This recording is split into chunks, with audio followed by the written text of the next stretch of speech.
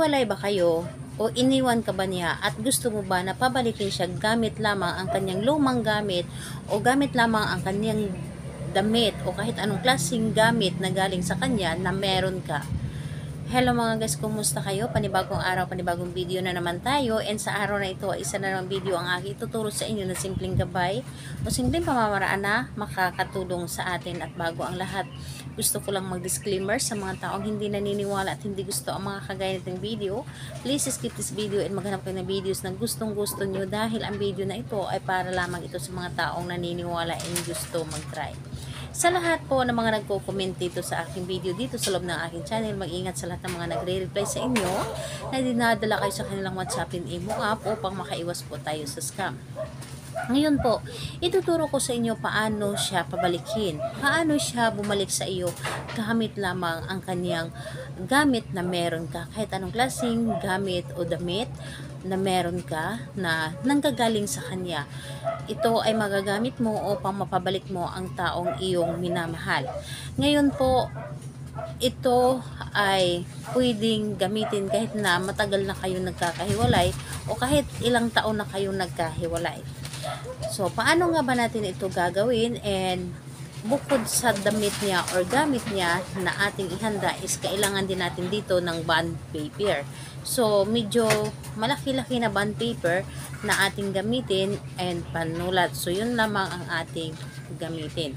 So, ayun po, kapag ready na yung mga naibanggit ko na ating gamitin na bagay o materialis na ating gagamitin sa paggawa ng ritual na ito, isunod mong i-ready is ang inyong sarili. Kailangan i-claim mo sa iyong sarili na ito ay gustong-gusto mong gawin at hindi kayo nagdududa. Kailangan na kapag gagawa kayo ng isang ritual ay hindi kayo nagdududa dapat at buo ang inyong loob sa paggawa nito. So, kapag ready ka na, ay pwede mo na itong simulan.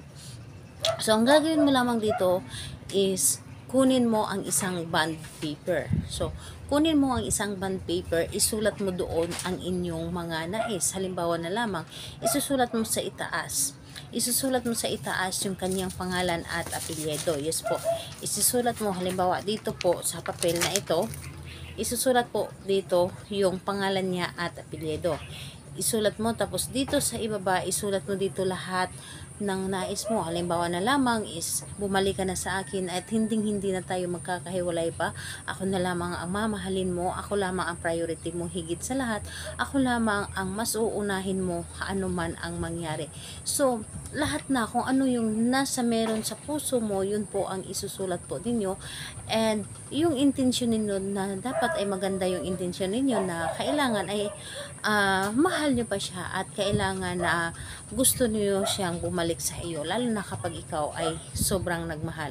So, kapag naisulat nyo na lahat-lahat ng nais ninyo sa isang bond paper or papel, so, hindi, kahit yung mga ganitong papel lamang sa notebook, so, basta ito ay papel or bond paper. So, kapag naisulat nyo na lahat-lahat ito, yung damit or gamit niya, kung ano man yung meron, halimbawa relo, singsing, hikaw, or basta mga gamit or damit, kahit ano. Pwedeng t-shirt, pwedeng shirt, pwedeng brief, or yung mga underwear niya, pwede lahat yun basta nanggagaling po sa kanya or sa kanya po ito dapat. So, kapag naisulat nyo na lahat-lahat yung mga nais ninyo sa isang papel, yung damit niya or gamit niya, ilagay po ninyo doon, ipagsama nyo po sa isang papel.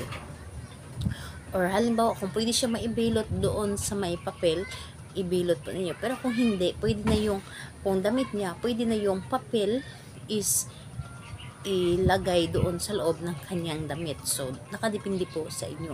So, pagkatapos nun, yung ginawa mo or isinulat mo at yung ginamit mo sa paggawa ng ritual upang bumalik siya, ilagay po ninyo ito doon sa loob or sa ilalim ng inyong hinihigaang unan or ginagamit na unan. So, higaan nyo lamang ito hanggang sa maramdaman mo or magpaparamdam siya na bumalik na siya sa buhay mo. So, gawin lamang natin ito sa araw ng Tuesday and Friday dahil yun po ang pinakamalakas na araw na gagawa tayo ng mga rituals. And, ayun po, pwede naman sa ibang araw kung ito po ay full moon. So, gawin lamang ito na may buo ang tiwala, buo ang loob sa paggawa ito ay sabayan din ninyo ng positibong paniniwala, ito ay gagana po sa inyo. So ayun po, salamat po sa inyo. Bye bye everyone, God bless us all.